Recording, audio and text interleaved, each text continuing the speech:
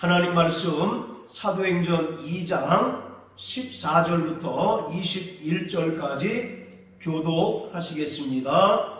베드로가 11사도와 같이 서서 소리를 높여 가로되 유대인들과 예루살렘에 사는 모든 사람들아, 이 일을 너희로 알게 할 것이니 내 말에 귀를 기울이라. 때가 제3시니 너희 생각과 같이 이 사람들이 취한 것이 아니라 이는 곧 선지자 요엘로 말씀하신 것이니 일러스되 하나님이 가라사대 말씀에 내가 내 영으로 모든 육체에게 부어주리니 너희의 자녀들은 예언할 것이요 너희의 젊은이들은 환상을 보고 너희의 늙은이들은 꿈을 꾸리라. 그때에 내가 내 영으로 내 남종과 여종들에게 부어주리니 저희가 예언할 것이요 또 내가 위로 하늘에서는 기사와 아래로 땅에서는 징조를 베풀리니 곧 피와 불과 연기로다. 주의 크고 영화로운 날이 이르기 전에 해가 변하여 어두워지고 달이 변하여 피가 되리라. 누구든지 주의 이름을 부르는 자는 구원을 얻으리라 하였느니라. 아멘. 아멘. 오순절 성령 강림은 구약 예언의 성취입니다. 그리고 예수님께서 제자들에게 하셨던 약속이 이루어진 것입니다. 요한복음 14장에 보면 예수님께서 제자들에게 말씀하시기를 너희는 마음에 근심하지 말라 말씀하시면서 내가 아버지께로 가면 너희에게 또 다른 보혜사를 보내줄 것이다 라고 말씀합니다. 또 사도행전 1장에 보면 몇 날이 못 돼서 너희가 성령으로 침례를 받을 것이다 라고 예수님께서 말씀하셨는데 이 말씀 그대로 제자들에게 성령이 임하였습니다. 이러한 오순절 성령 강림 사건은 하나님의 경륜이라고 하는 측면에서 보면 신약 시대가 시작된 것이고 종말이 시작된 것을 알리는 중대한 사건입니다. 구약의 요엘 선지자는 성령 강림으로 말미암아 구원받은 성도들에게 하나님의 나라가 임하였다라고 증거합니다. 구약 시대에는 특별한 사람들, 이를테면 모세나 여호수아, 그리고 사사들, 왕들, 그리고 선지자들에게 임하였던 성령이 신약 시대에 이르러서는 주의 이름을 부르는 모든 자에게 임하게 되었습니다. 더 나아가서 인종이나 성별의 구분을 뛰어넘어서 성령의 보편적인 역사를 경험하게 되었습니다. 구약시대에도 성령의 역사가 있었지만 그것은 하나님께 특별히 부름을 받은 자들, 말씀드린 것처럼 모세나 여호수아, 사사, 그리고 선지자들을 하나님께서 성령으로 감동하셔서 그들을 통해서 일하시고 또 역사하셨습니다. 그러나 신약에 와서는 모든 주의 이름을 부르는 자들에게 성령이 임하고 또 성령의 보편적인 역사를 체험하게 하였습니다. 이렇듯 오순절 성령 강림 사건은 구원받은 성도들로 하여금 성령이 자기 안에 내주하는 것을 경험하도록 하였습니다. 성도들에게 성령 침례와 또 성령 충만은 영광스러운 하나님 보좌로부터 주어지는 성령의 선물입니다. 그리고 구원받은 성도들 입장에서는 성령이 우리 안에 임하게 된 것이 우리가 하나님의 소유가 된 것을 입증하고 또 우리가 받은 이 구원이 영원하고 완전한 구원임을 보증하는 것입니다. 그래서 고린도후서 1장 22절에 보면 인치시고 보증으로 성령을 우리에게 주셨다라고 말씀합니다. 여기서 인치다라고 하는 것은 고대에 자기 짐승을 식별하기 위해서 자기만의 독특한 문양을 짐승에게 찍어서 저 짐승은 내 소유라고 하는 것을 확인하였던 것처럼, 바로 성령으로 인치셨다라고 하는 것은 하나님께서 우리를 영원히 하나님의 소유로 삼으셨다라는 것을 말하고 있는 것입니다. 이처럼 성령은 구원받은 성도들에게 하나님의 나라를 경험하게 할 뿐만 아니라 이 세상에서 부활의 능력을 줌으로써 악을 대적하고 고난을 견디며 주님의 다시 오심을 고대하도록 합니다. 자, 사도행전 2장 4절에 보면 제자들이 다 성령의 충만함을 받고 성령의 말하게 하심을 따라 방언을 말하게 되었는데, 어떤 이들은 제자들이 이렇게 성령 충만하여 방언을 말하게 된 것을 저들이 세술에 취해서 이상한 말을 한다라고 이렇게 조롱을 하였습니다. 그것에 대해서 베드로는 15절에서 말하기를 때가 제3신이 너희 생각과 같이 이 사람들이 취한 것이 아니다 라고 이렇게 얘기합니다. 여기서 제3시라고 하는 것은 우리가 사용하는 시간으로는 오전 9시를 가리킵니다.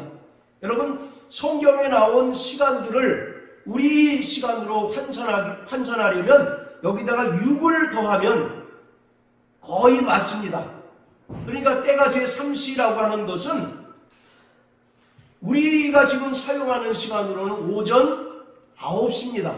그러니까 오전 9시에 술에 취해 있는 사람들이 많지를 않죠. 그래서 베드로가 구태여 때가 제3시라고 이와 같이 언급하고 있는 것은 저들이 다 성령의 충만함을 받아서 방언을 말하는 것이 어떤 이들이 조롱하는 것처럼 세술에 취해서 이상한 말하는 것이 아니라는 것을 이야기하고 있는 거예요. 그리고 저들이 방언을 말하는 것은 하나님의 큰 일을 선포하는 것이고, 이것은 분명히 구약의 요엘 선지자로부터 예언된 것이 성취된 것임을 베드로가 강조하고 있는 것입니다.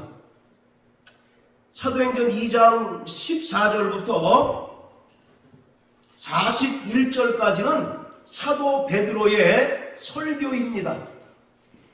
자, 이 베드로의 설교의 가장 큰 핵심은 하나님께서 구약의 여러 선지자들로 말미암아 하셨던 그 예언이 오순절 성령 강림으로 말미암아 온전히 성취되었다는 것입니다.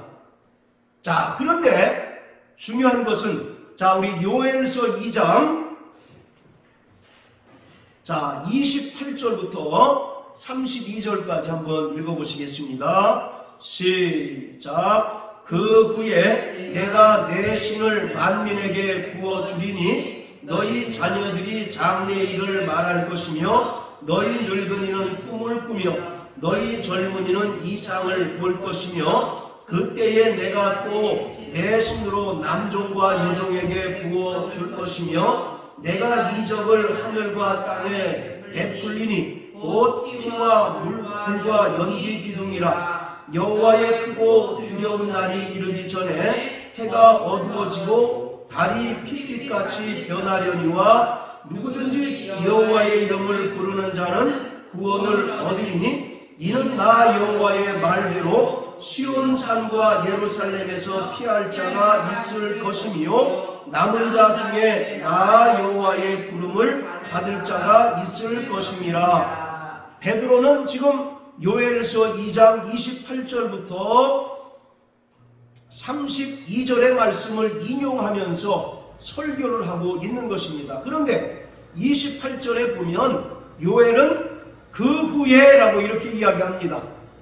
28절 처음에 그 후에 내가 내 신을 만민에게 부어준다 라고 이렇게 말씀하고 있죠. 그런데 이것을 베드로는 어떻게 표현하고 있느냐면 사도행전 2장 17절에 보면 하나님이 가라사대 말세에 내가 내 영으로 모든 육체에 부어주겠다라고 이렇게 얘기합니다.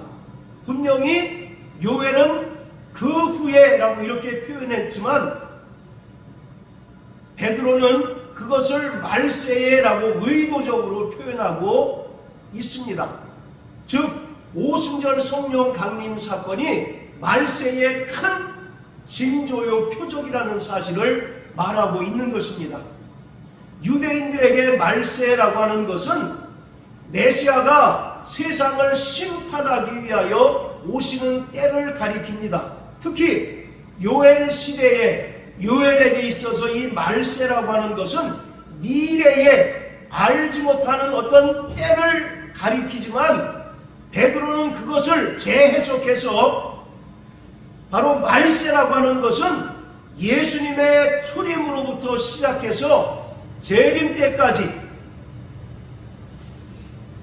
성령이 본격적으로 역사하는 기간, 그것이 바로 말세다라고 이렇게 설명하고 있는 것입니다. 다시 말하면 예수님의 초림으로 이미 하나님의 나라가 성령으로 말미암아 임하였고 예수님의 재림 때까지 아직 완성되지 않은 종말의 때가 바로 말세라고 베드로는 말하고 있는 것입니다. 결국 오순절 성령 강림 사건은 말세의 시작을 알리는 표적으로서 요엘 선지자의 예언이 성취된 것이라는 것입니다. 그것을 바로 요엘은 여호와의 날이라고 설명하고 있고 신약에서는 주의 날이라고 이야기하고 있습니다. 그러니까 요엘이 말하는 여호와의 날과 신약에서 말하는 주의 날은 결국 예수님의 초림으로부터 재림 때까지의 그 전체의 기간을 말하고 있는 것입니다. 자, 그런데 우리가 보통 주일 예배할 때 주일이라고 하는 말을 쓰지 않습니까? 네. 그런데 성경은 주일이라고 하는 우리가 이제 통상적으로 사용하는 의미로서의 주일 또는 주의 날이라고 하는 것은 성경에 나타나 있지 않습니다. 다만 성경이 말하는 주의 날이라고 하는 것은 요엘이 말한 여호와의 날과 같은 말세의 때를 가리키고 있는 것입니다. 자, 우리 계시록 1장을 다 같이 한번 보세요. 계시록 1장 자 10절입니다. 같이 한번 읽겠습니다. 시작. 주의 날에 내가 성령에 감동하여 내 뒤에서 나는 나팔소리 같은 큰 음성을 들으니, 여기 주의 날, 이것을 우리가 이제 예배를 드리는 주일이라고 이렇게 이야기를 하고 있습니다. 영어로도 로즈데이라고 이렇게 번역하고 있는데, 여기서 이야기하는 주일이라고 하는 말은 우리가 지금 통상적으로 사용하는 주일과 다른 개념입니다. 성경에 주일이라고 하는 말은 나타나 있지 않고 우리가 사용하는 의미로서의 이 주일은 성경에 뭐라고 기록하고 있느냐면 안식 후 첫날이라고 이렇게 기록합니다. 그래서 사도행전 20장 7절에 보면 안식 후 첫날에 저희가 떡을 떼기 위하여 모였다라고 말합니다. 그리고 고린도전서에 보면 바울이 말한 것처럼 매 주일 첫날 이렇게 이야기하고 있어요. 그러니까 계시록 1장 10절에서 말하는 주의 날이라고 하는 것은 우리가 사용하는 주일과 전혀 다른 개념이고, 이 주의 날이라고 하는 것은 요엘이 말한 여호와의 날과 같은 개념이라는 것입니다. 자, 그리고 베드로후서 한번 다 같이 보세요. 베드로후서 3장 12절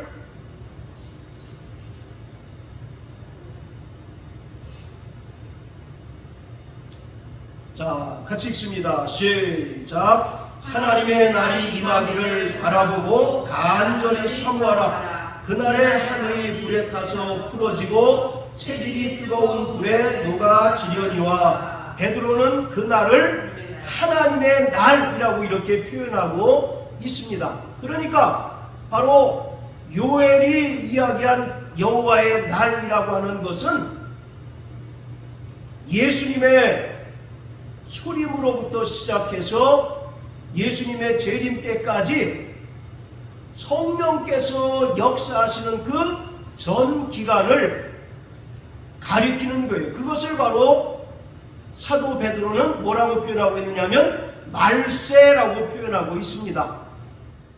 세상의 어른들이 요즘 젊은 사람들 버릇없는 거 보니까 말세야 말세라고 해서, 그래서 바로 세상이 이야기하는 이 말세와 성경에서 말하는 말세는 분명히 다르다는 것입니다. 바로 예수님께서 이 땅에 오시고 또 십자가에 달려 죽으시고 부활 승천하셔서 성령이 이 땅에 임한 그때로부터 신약시대가 시작되었고, 그때로부터 종말이 시작되었고, 그때로부터 바로 성경에서는 말세라고 이렇게 표현하고 있다는 것입니다.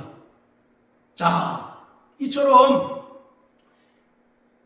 오순절 성령 강림은 단순히 제자들이 모여서 방언을 말하고 또 많은 사람이 그 일을 경험하고 놀랍게 여겼던 그것으로 끝나서는 안 되고, 하나님의 전체 뜻을 이루시고 또 성취하는 그 과정에서 바로 오순절 성령 강림 사건이 갖는 의미를 우리가 분명히 아는 것이 대단히 중요하다는 것입니다. 바로 오순절 성령 강림으로부터 신약시대가 시작이 되었고, 비로소 이때로부터 여호와의 날, 즉 말세가 시작되었다는 사실을 우리는 분명히 알아야 합니다. 자, 우리 다시 사도행전 2장 4절 다 같이 한번 읽어보시겠습니다. 자, 시작. 저희가 다 성령의 충만함을 받고 성령이 말하게 하심을 따라 다른 방언으로 말하기를 시작하니라.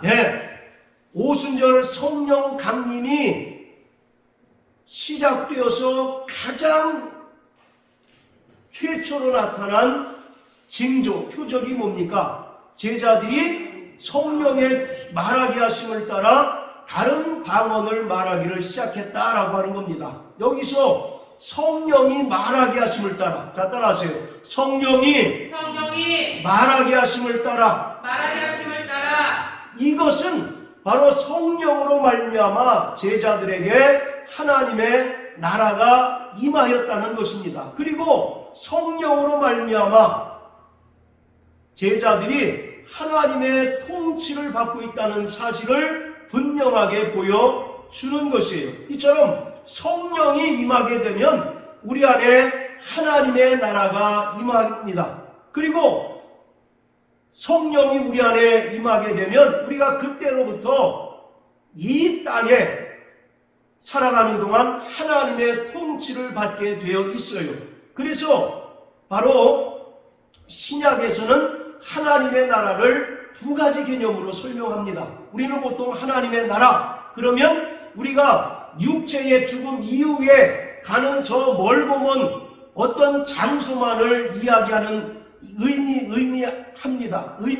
의미한다고 생각을 하지만, 신약에서 말하는 하나님의 나라는 이미 성령으로 말미암아 우리 안에 임하였고, 또 우리가 성령으로 말미암아 하나님의 통치를 받는 그 상태가 바로 하나님의 나라라는 것입니다.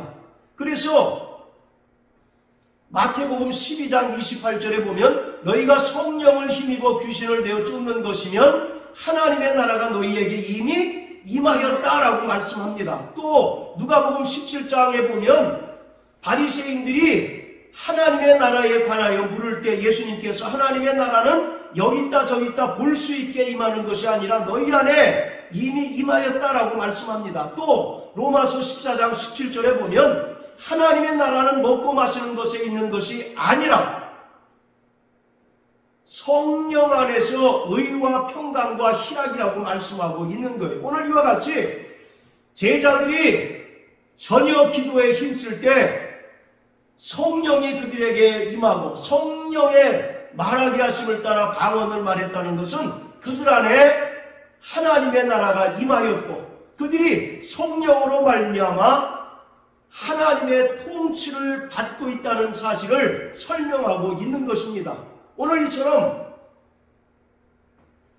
예수님의 은혜를 믿음으로 말미암아 구원받고 또 성령으로 거듭난 자들에게는 성령으로 말미암아 하나님의 나라가 이미 임하였습니다. 할렐루야. 그래서 신약에서 말하는 하나님의 나라는 두 가지 개념인데, 자 따라하세요. 이미 임한 하나님 나라. 이미 임한 하나님의 나라. 네. 그리고 또 하나는 아직 도래하지 않은 하나님의 나라. 아직 도래하지 않은 두 가지 개념으로 설명하고 있어요. 그래서 예수님께서 회개하라, 천국이 가까웠다라고 하는 말은 성령으로 말미암아 너희 안에 하나님의 나라가 이미 임하였다라고 말씀하고 있습니다. 그리고 이 이미 임한 하나님의 나라라고 하는 것은 어떤 장소적인 개념이라기보다는 우리가 이 땅을 살아가는 동안 성령으로 철저하게 하나님의 통치를 받고 또 하나님의 지배를 받는 그 상태를 말하고 있는 것입니다. 할렐루야. 아멘. 그리고 오순절날 하나님께서 약속하신 성령을 부어주신 것은 죽은 영혼이 다시 하나님의 생명을 회복하고 다시 살아난 것을 말하고 있습니다. 자, 우리 구약성경 에스겔서 37장을 다 같이 보십니다. 에스겔서 37장.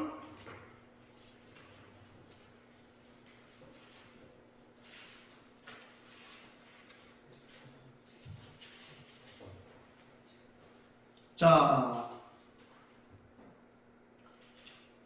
11절부터 14절까지 읽어보겠습니다. 시작. 또 내게 이르시되 인자야, 이 뼈들은 이스라엘 온 족속이라. 그들이 이르기를 우리의 뼈들이 말랐고 우리의 소망이 없어졌으니 우리는 다 멸절되었다 하느니라. 그러므로 너는 대언하여 그들에게 이르기를 주 여호와의 말씀에 내 백성들아, 내가 너희 무덤을 열고 너희로 거기서 나오게 하고 이스라엘 땅으로 들어가게 하리라. 내 백성들아, 내가 너희 무덤을 열고 너희로 거기서 나오게 한즉 너희가 나를 여호와인 줄 알리라. 내가 또 내 실을 너희 속에 두어 너희로 살게 하고 내가 또 너희를 너희 국토에 거하게 하리니 나 여호와가 이 일을 말하고 이룬 줄을 너희가 알리라. 나 여호와의 말이니라.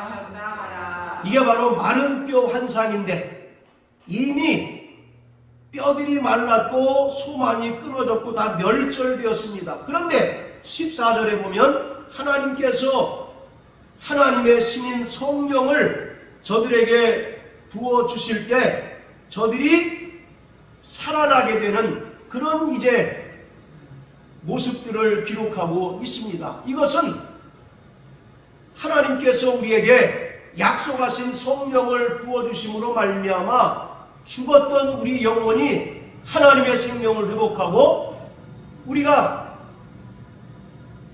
바로 살아나는 것을 가리키고 있습니다. 그래서 오순절 성령 강림이 임하였다는 것은 죄와 허물로 죽었던 우리가 하나님의 은혜로 살아나고 또 하나님의 생명으로 충만하게 되었다는 사실을 말하고 있는 거예요. 이것이 바로 요한복음 3장 3절과 5절에서 예수님께서 니고데모와의 대화 속에서 말씀하신 거듭나는 것입니다.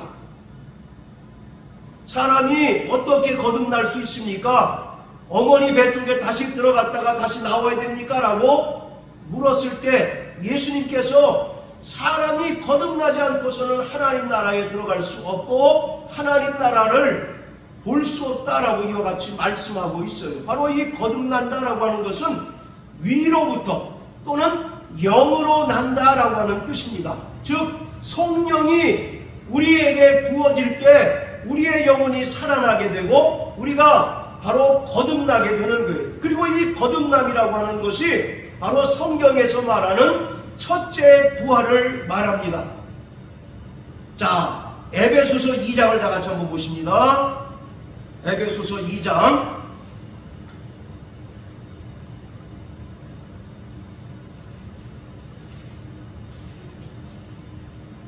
자, 1절과 5절, 6절 우리 세 절만 읽어보겠습니다. 시작. 너희의 허물과 죄로 죽었던 너희를 살리셨도다. 자, 5절, 6절. 허물로 죽은 우리를 그리스도와 함께 살리셨고 너희가 은혜로 구원을 얻은 것이라. 또 함께 일으키사 그리스도 예수 안에서 함께 하늘에 앉히시니. 자, 허물과 죄로 죽었던 너희를 어떻게 했다고요? 살리셨다라고 말씀합니다. 이것이 바로 부활이에요. 여러분, 부활의 뜻이 뭐예요? 문자 그대로 그 뜻이 뭡니까? 다시 사는 게 부활 아닙니까? 다시 부살활해서 다시 사는 게 부활인데, 우리는 죄와 허물로 이미 어떻게 됐다는 겁니까? 죄와 허물로 이미 죽었다는 거예요. 첫사람 아담이 죄를 범함으로 말미암아 그 육체가 죽은 것이 아니라 그 영혼이 이미 죽음을 맞이하게 되고 또 하나님과의 관계가 단절되었다는 것을 말하고 있습니다. 이처럼 우리는 죄와 허물로 죽었던 자들이었어요. 그런데 누가 살리셨습니까? 하나님께서 우리를 예수님의 은혜로 말미암아 살리셨다라고 말하고 있어요. 이것이 바로 첫째 부활입니다. 그래서 늘 계속해서 말씀드리지만 계시록 20장에 나오는 첫째 부활은 예수님의 재림 후에 일어날 사건이 아니라 바로 이 땅에서 예수의 은혜를 믿음으로 말미암아 구원받고 성령으로 거듭난 자는 첫째 부활에 참여한 자라는 사실을 말하고 있습니다. 자, 또 5절 6절도 보세요. 허물로 죽은 우리를 그리스도 안에서 함께 어떻게 하셨습니까? 살리셨다라고 말하잖아요. 이것이 바로 부활입니다. 그리고 6절도 또 함께 일으키사, 이 일으키셨다라는 말이 바로 부활을 가리키고 있어요. 그러니까 바로 우리에게 성령이 부어진 것은 단순히 우리가 방언을 말하고 어떤 은사를 나타내기 이전에 우리의 죽었던 영혼이 살아나고 우리가 거듭나고 또 첫째 부활의 영광에 참여했다는 사실을 우리가 체험할 수가 있다는 사실입니다. 할렐루야. 자, 그래서 오늘 이 사도행전 바로 2장의 말씀은 결국 베드로가 요엘 선지자의 예언을 인용하여서 지금은 성령 시대라는 것입니다. 할렐루야. 네. 그리고 모든 육체, 사회적인 지위나 인종이나 성별이나 또는 그 신분을 뛰어넘어서 누구든지 모든 육체에게 하나님께서 부어주시기로 약속하신 성령이 임했다는 것입니다. 할렐루야. 그리고 성령이 믿는 자들 가운데 임하게 되면 어떤 이는 예언을 하고 어떤 이는 환상을 보고 어떤 이는 꿈을 꾼다라고 이렇게 이야기하고 있습니다. 여기서 환상과 바로 꿈을 꾸는 것은 동일한 표현입니다. 즉 환상을 통해서 하나님의 계시를 보는 것을 말하고 있습니다.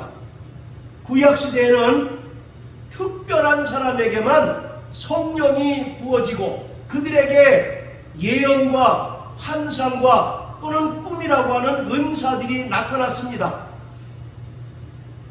그러나 신약에 와서는 주의 이름을 부르는 모든 자가 성령으로 말미암아 하나님의 계시를 깨닫고 또 성령으로 말미암아 하나님의 뜻을 알 수 있게 된 것이에요. 그래서 바로 오순절 성령 강림은 하나님의 최종적인 계시이고 또 이 계시는 교회를 위해서 주신 것입니다.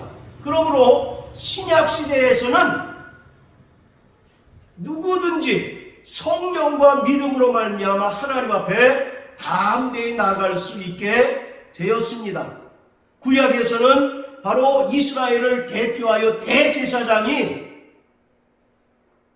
1년 1차에 한해서 대속죄일에 지성소에 들어가 속죄 제사를 드리지만 바로 신약 시대에는 성령으로 말미암아 누구든지 하나님 앞에 나아가서 회개하고 또 하나님을 만나고 또 하나님의 음성을 들을 수 있게 되었다는 것을 분명하게 말씀하고 있습니다. 자, 우리 또 요엘서 2장을 다 같이 한번 보십니다. 자, 요엘서 2장 자, 30절 31절에 보면 요엘 선지자는 여호와의 날이 임할 때 나타나는 그 징조에 대해서 설명합니다.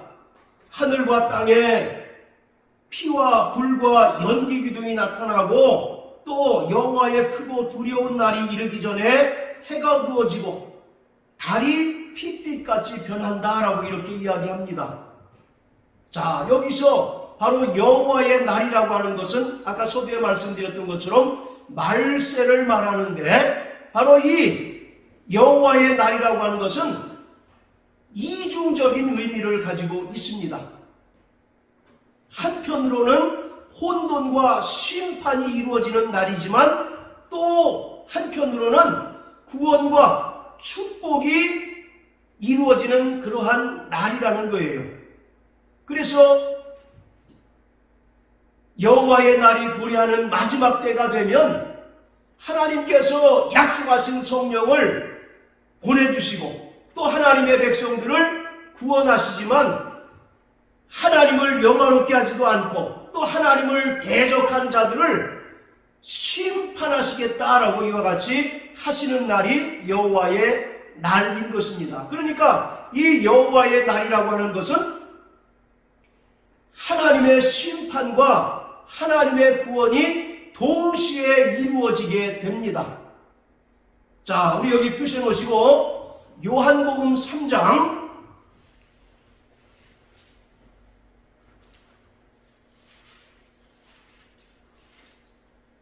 자, 16절부터 18절까지 읽겠습니다.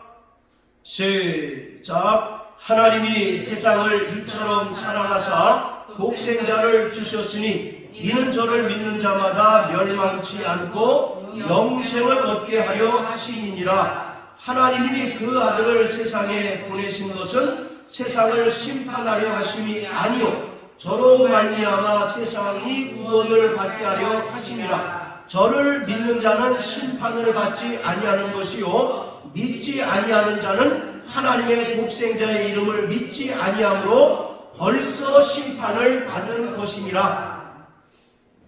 바로 예수를 믿는 자들은 심판을 받지 않고 구원을 얻겠지만 하나님의 독생자의 이름을 믿지 않는 자는 벌써 뭘 받았다고요? 심판을 받았다라고 이렇게 이야기하고 있습니다. 이것을 마태복음 3장 11절 12절에서는 예수님께서 오시면 성령과 불로 침례를 주실 것이다 라고 말하고 있습니다. 즉 회개하고 예수님을 믿는 자들에게는 성령으로 침례를 주실 것이지만 회개하지 않고 또 예수를 믿지 않는 자들은 뭘로 침례를 줍니까? 불로 침례를 준다는 거예요. 바로 여기서 불이라고 하는 것은 성령을 가리키는 것이 아니라 심판을 가리킵니다. 그러니까 바로 여호와의 날이라고 하는 것은 구원과 심판이 동시에 이루어지는 날입니다. 그러니까 예수를 믿고 믿는 자는 구원을 받지만 믿지 않는 자는 벌써 심판을 받았다라는 것을 말하고 있어요. 그것이 바로 여호와의 날입니다. 자, 다시 요엘서 2장으로 돌아가서요. 그리고 31절에 보면 요엘은 이 여호와의 날을 뭐라고 표현하느냐면 여호와의 크고 두려운 날이다 라고 이렇게 얘기합니다. 자, 따라서 여호와의 크고 두려운 날. 여호와의 크고 두려운 날. 왜 여호와의 크고 두려운 날이 됩니까?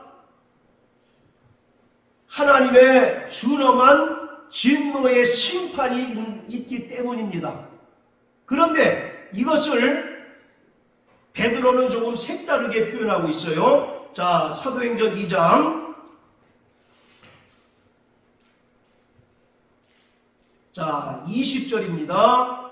시작. 주의 크고 영화로운 날이 이르기 전에 해가 변하여 어두워지고 달이 변하여 피가 되리라.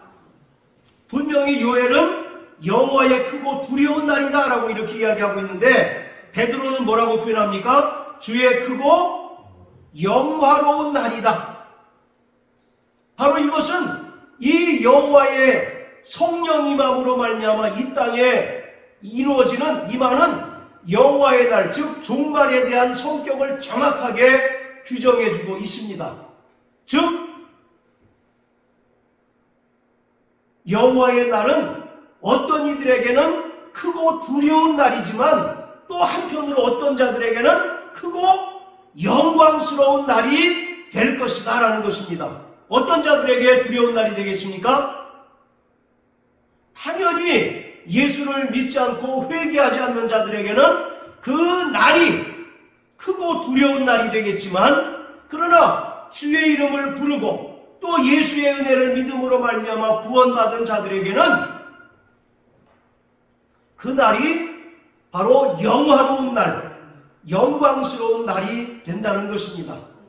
이 여호와의 날이라고 하는 것은 하나님께서 인간의 역사에 개입하셔서 악한 자들을 심판하시고 멸망시키시지만 바로 그리스도 예수 안에 속한 자들은 바로 승리케 하시는 그러한 날이에요. 그리고 이 여호와의 날은 하나님께서 이 세상의 만왕의 왕으로 또 세상의 주권자로 임하시고 하나님의 나라가 임하는 날이 바로 여호와의 날입니다. 그러므로 그 날에 주의 이름을 부르는 자는 구원을 얻는다라고 말씀하고 있습니다. 이렇게 여호와의 이름을 부르고 주의 이름을 부르는 자는 바로 구원을 얻고, 그러한 자들에게는 바로 이 말세가 결코 두려운 날이 아니라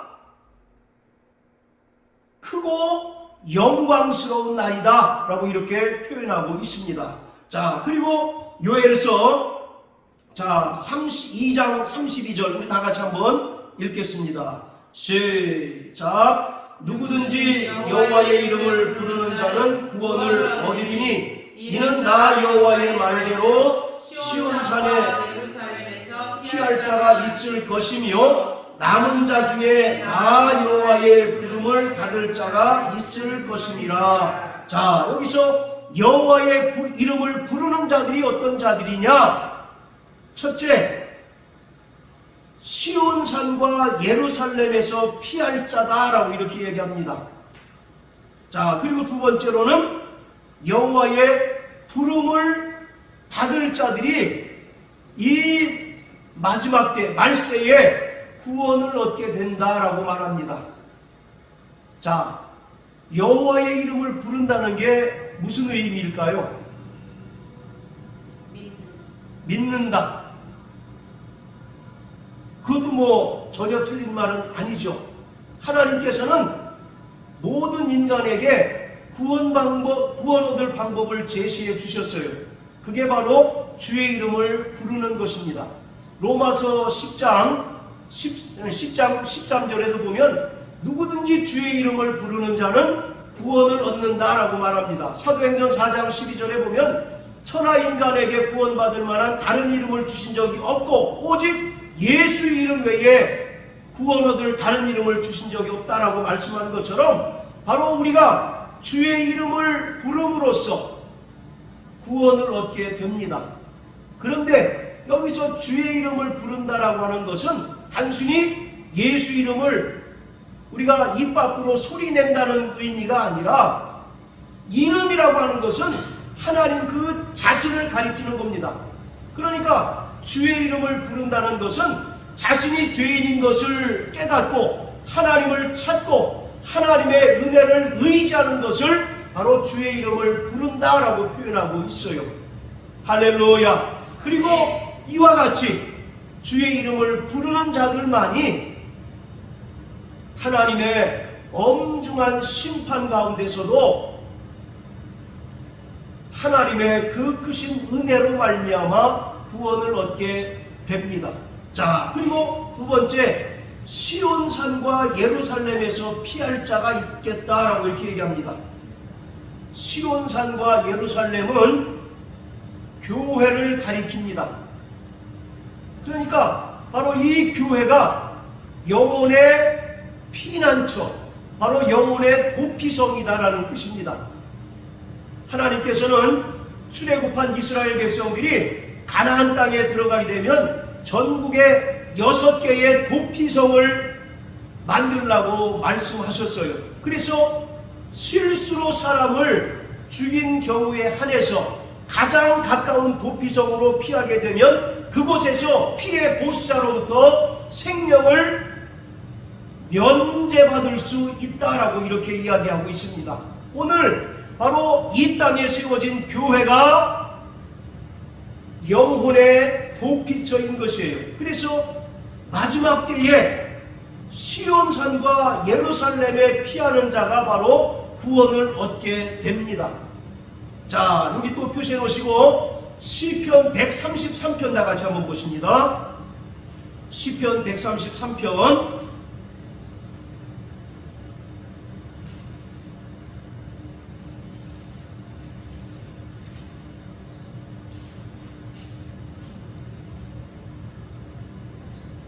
자, 1절부터 3절까지 우리 고 선생님 읽어주십시오. 형제가 연합하여 건강함이 어찌 그리 선하고 아름다운고 머리에 있는 보배로운 기름이 수염 곧 아론의 수염에 흘러서 그 옷깃까지 내리쳤고 혈몬에 있으니 시온의 산들에 내리쳤도다. 거기서 여호와께서 복을 명하셨나니 곧 영생이로다. 예, 바로 이것은 교회를 가리키고 있습니다. 교회가 이와 같이 연합하고 동거할 때 하나님께서 참으로 그 교회를 아름답게 보신다라고 말씀합니다. 그리고 2절에 머리에 있는 보배로운 기름이 흘러 수염 곧 아론의 수염에 흘러서 옷깃까지 내림같이, 즉 하나님께서는 교회에게 거룩한 성령을 이와 같이 기름 부어 주시겠다라고 말씀하고 있습니다. 그리고 3절에 보면 헐몬에 있으리 시온 산들의 내림 같도다. 거기서 여호와께서 복을 명하셨으니 곧 영생이로다. 여기서 시온 산이라고 하는 것은 교회를 가리킵니다.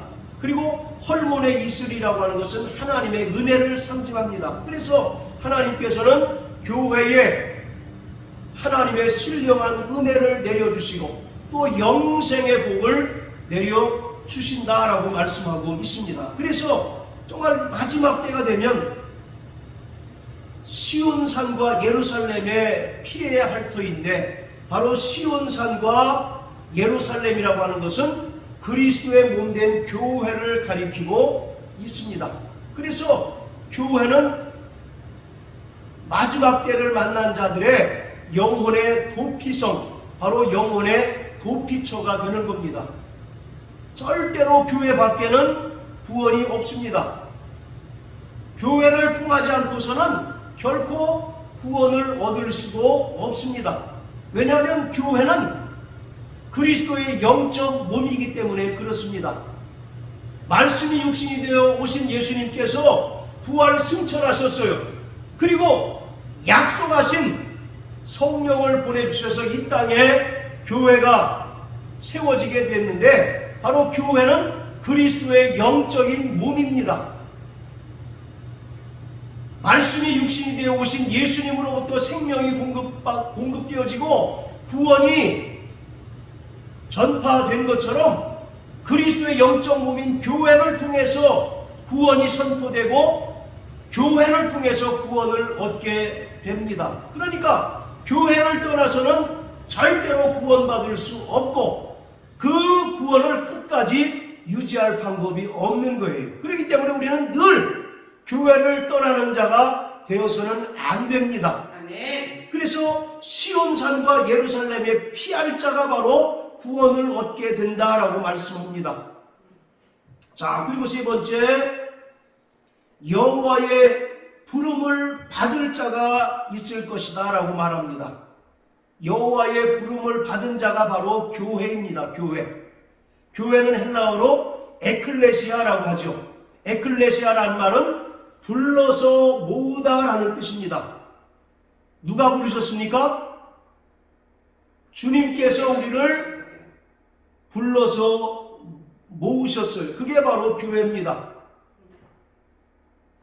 예수님의 그 은혜를 믿음으로 말미암아 구원받은 자들을 하나님께서는 고아나 과부처럼 그냥 방임하신 것이 아니라 그리스도의 몸된 교회를 세우셔서 그 교회로 구원받은 성도들을 불러 모았습니다. 그래서 교회는 사도행전 20장 28절의 말씀과 같이 하나님의 피로 사신 교회라고 말합니다. 자, 따라하세요. 하나님의 피로 사신 교회. 피로 사신 교회. 그래서 바로 이 교회, 에클레시아라고 하는 말은 마귀가 역사하는 이 세상에서 주님께서 불러서 모은 성별한 자들, 성별된 자들의 모임을 바로 교회라고 하는 것입니다.